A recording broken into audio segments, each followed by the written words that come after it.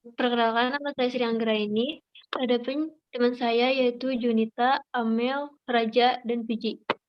Mungkin dari Bapak mau perkenalan dulu, saya persilahkan.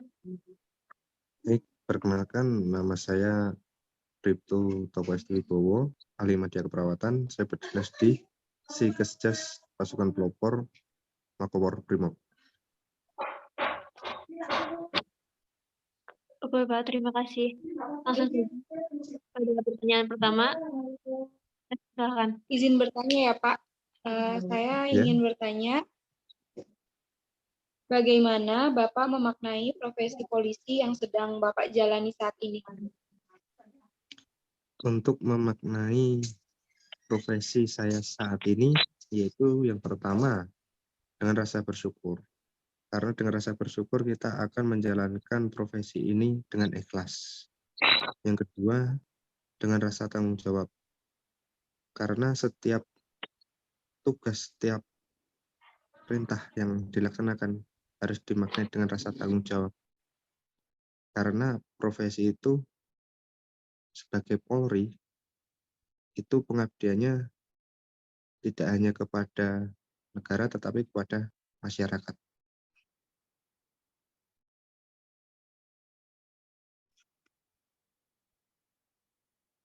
Baik, mungkin pertanyaan selanjutnya. Yang pertanyaan selanjutnya itu Pak, ada mengenai kode etik. Kode etik pada polisi itu seperti apa sih Pak?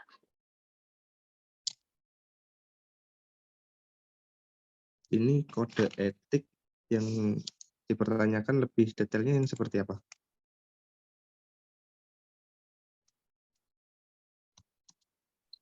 Yang lebih umum mungkin Pak.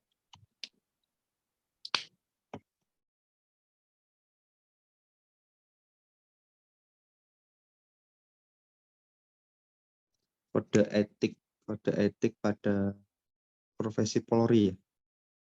Itu kalau secara gambaran umumnya, itu kode etik itu untuk mengatur aturan-aturan atau norma-norma yang ada di kepolisian. Jadi itu untuk mengatur bagaimana anggota ini berperilaku, bertindak, dan lain sebagainya. Seperti halnya ada di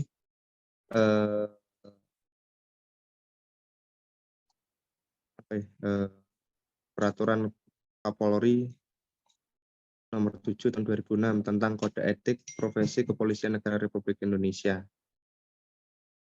Di dalam situ juga berisi yaitu tentang aturan-aturan yang ada pada kepolisian, seperti itu.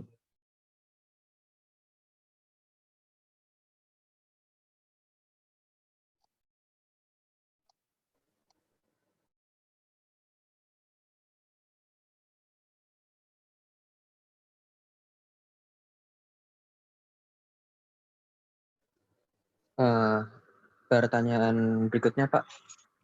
Bagaimana jenjang pendidikan yang ditempuh untuk menjadi seorang polisi, Pak? Gimana? Bagaimana jenjang pendidikan yang ditempuh untuk menjadi seorang polisi? Jenjang pendidikan. Jenjang pendidikan yang pertama yaitu kita kan sebagai waktu pertama sebelum menjadi polisi kan kita masih menjadi seorang sipil. Dan kita mendaftarkan diri sebagai anggota Polri. Setelah keterima, kita menjalankan yaitu namanya pendidikan. Pendidikan itu kita berada ada yang di SPN, Pusdik, dan lain sebagainya. Di dalam pendidikan itu bertujuan untuk mengubah dari yang semula kita orang sipil menjadi anggota. Merubah mindset kita, merubah pola hidup kita, dan lain sebagainya. Untuk pendidikan sendiri bermacam-macam, mulai ada dari Tamtama, Bintara, Akpol, SIPSS.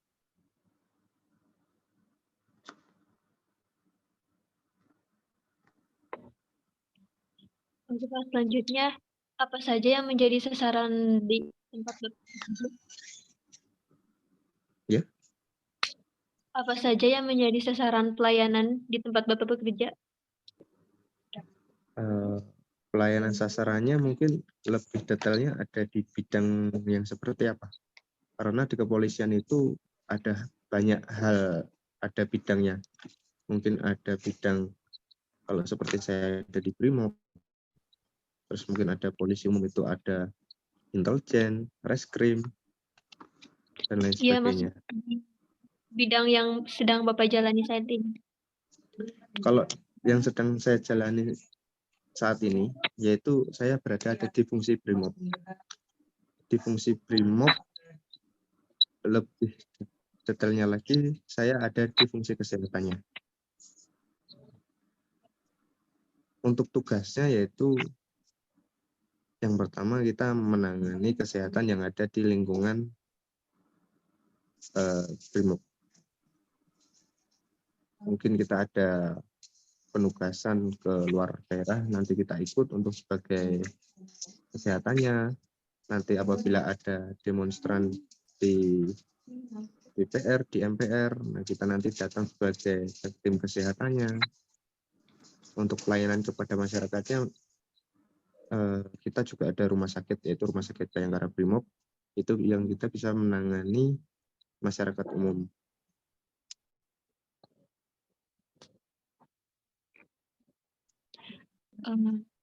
Apakah Bapak pernah melakukan kolaborasi dengan profesi yang lain? Kolaborasi dengan profesi lain ada.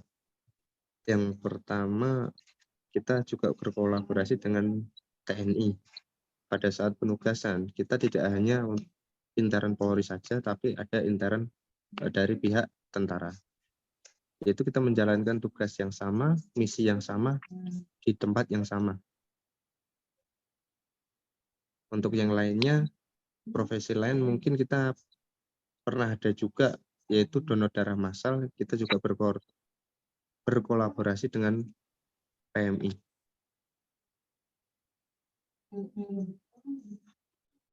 Selanjutnya Pak, menurut Bapak ada kasus yang berkesan nggak selama menyelesaikan kasus yang pernah terjadi?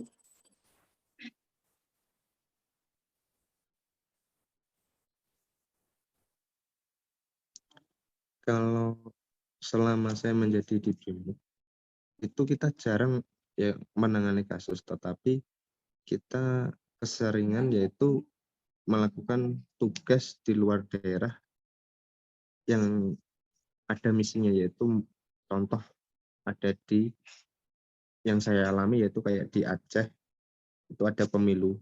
Jadi kita untuk penanganan keamanan pada saat pilkada ya di Aceh. Terus selanjutnya yaitu ada lagi penugasan di Polda Sulawesi Tengah. Di Polda Sulawesi Tengah kita memiliki misi yaitu untuk memberantas terorisme yang ada di sana. Selanjutnya yaitu ada lagi yang di Papua. Yang di Papua kita bertujuan untuk memberantas KKP yang ada di Papua dan menjaga keamanan masyarakat Papua itu. Dan yang terakhir, bagaimana isu-isu dalam profesi yang Bapak jalani? Dan gimana cara Bapak nanggepin hal tersebut?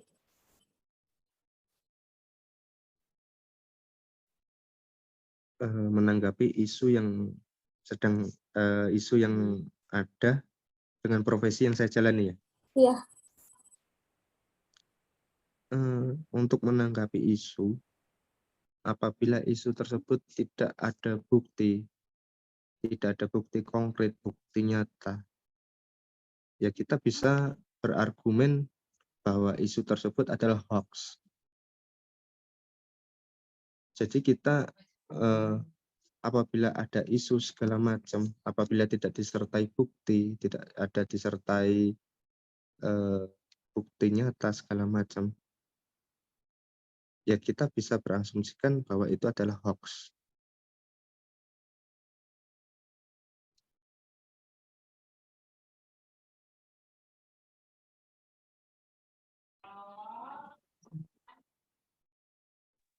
Sudah, Pak.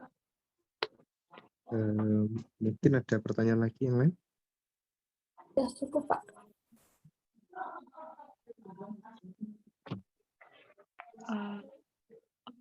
Terima kasih Bapak sudah berpartisipasi dalam wawancara ini. Mungkin pertanyaannya sudah cukup. Saya tutup. Assalamualaikum warahmatullahi wabarakatuh. Atau mungkin ada Waalaikumsalam. foto dulu. Ya.